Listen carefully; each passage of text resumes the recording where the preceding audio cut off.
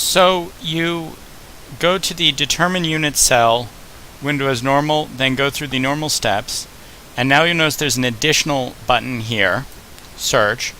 So press Search. This is a unit cell I've already worked out, and you'll be given a list of space groups and formulas.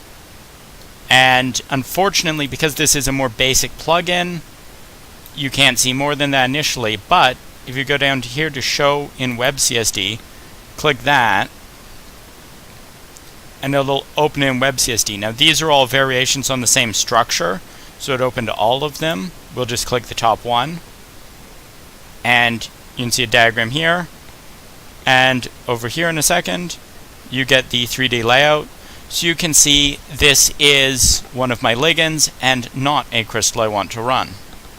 And I think that's very easy, and it's always available even if the upstairs computer is busy. Thank you for your time.